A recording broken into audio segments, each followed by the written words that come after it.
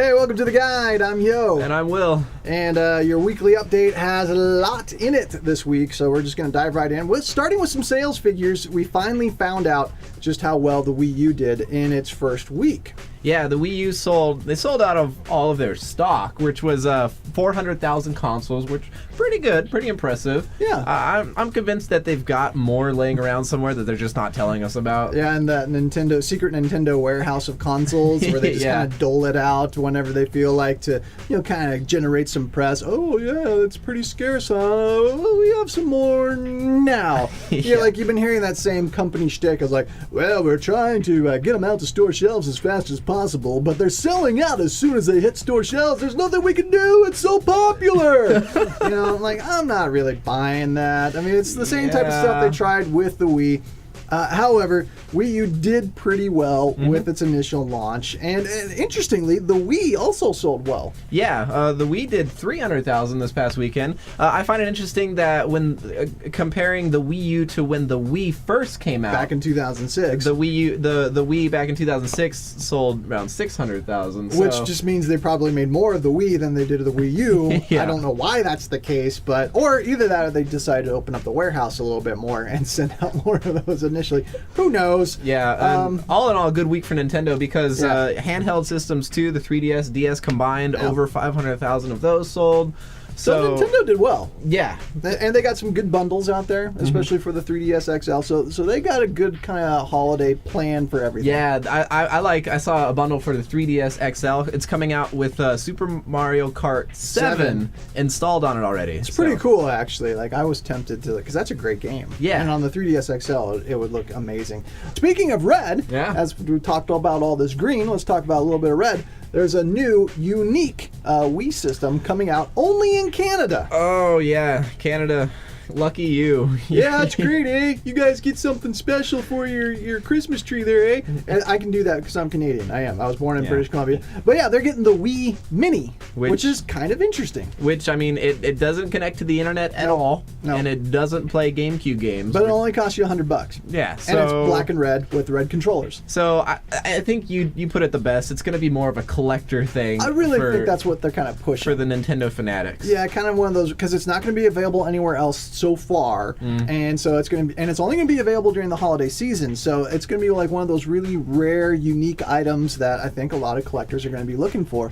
But for now, if you're in Canada, you can get a Wii Mini for $100, which I'm kind of interested. It's a cool looking little design. Yeah. Anyway, if you're there in Canada, let us know what you think of the Wii Mini. You can send us your emails to theguide@mystaticradio.com.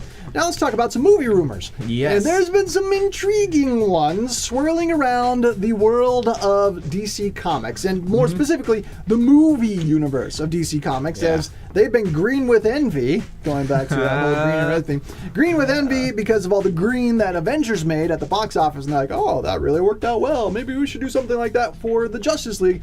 And so the rumors are swirling that Man of Steel, the new Superman movie, which is coming out next year, will indeed have some sort of cameo Easter egg type thing that will lay the foundation for a Justice League movie. More intriguing than that is who might make the cameo. Yeah, of course, in the previous Dark Knight, it ended with the little Easter egg of, Joseph Gordon-Levitt maybe taking the role of the new Batman. Spoiler alert! Oh, hopefully you've seen the movie already. It's been a while. You should have.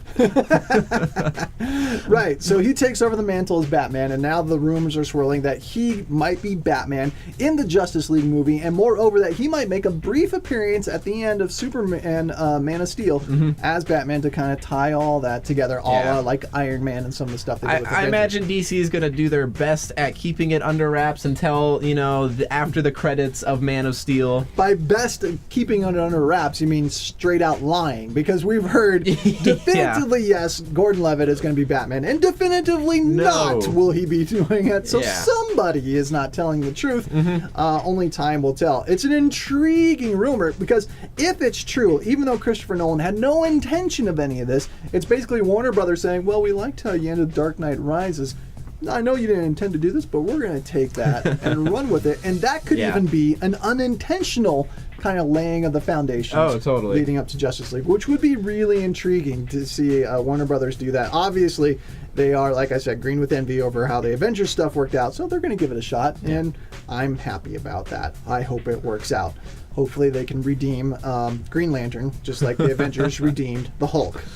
Interestingly, they're both green, and they both didn't have great single movies, but hopefully they'll both do better in the group set. Well, when stuff goes bad, it usually turns green. Man, we are good with the green references. Now let's talk about something black.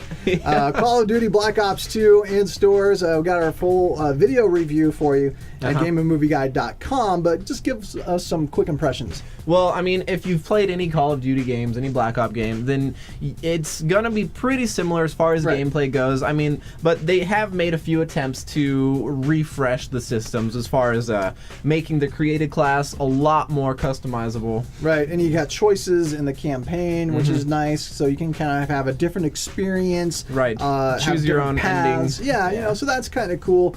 So they have made some additions that are good. I like some of the near future tech and gadgets that you get to use with your weapons. That makes the combat a little bit more interesting. But the ebb and flow of everything is very Call of Duty. Yeah. Like within the first 20, 30 minutes of playing the game, you've already crashed in a couple vehicles. What is it with Call of Duty? And you always have to crash every vehicle you get into. These people need to learn how to drive or fly or drive a boat or whatever. They're always crashing.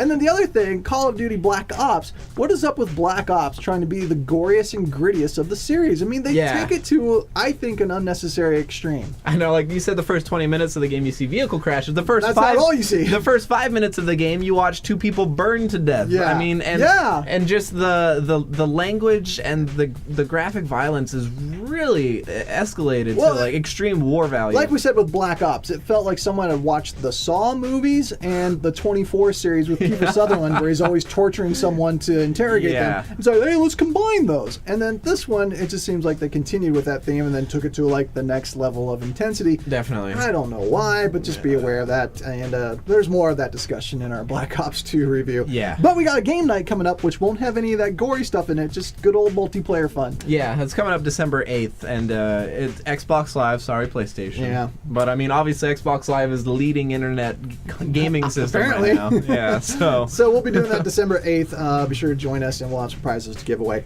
And then let's wrap things up with a way that people can help out our community and those in need. Yeah, going on right now in Albuquerque is the Astro Zombie Sleeping Bag Drive. They've been doing it since Black Friday, and it's going through Christmas Eve. And if you've got a new cold weather sleeping bag, that's what they're looking for. So they can get them all collected and go out Christmas Eve and, pass them out to whoever looks like they could use something warm. Yeah, drop them off either here at the studios, 4001 Osuna Road Northeast, or down at Astro Zombies Comics, and we got their address and all their info at GameAndMovieGuide.com. Easy way for us to help out those in need in our community, and please get involved with that. Again, all the details, GameAndMovieGuide.com. And that's going to wrap up this week's update. We've covered a lot of colors, a lot of green, a lot of red, a little black. And, Black's a color, kind of. Yeah, it's kind of a color. And you can always find more at our website, GameAndMovieGuide.com, or keep up with us via social media. Yeah, you can go Facebook.com/GameAndMovieGuide. Look for us on Google Plus and Twitter. And don't forget to tune in to the radio show of The Guide, Sunday nights at 7 on Static Radio. We'll see you then.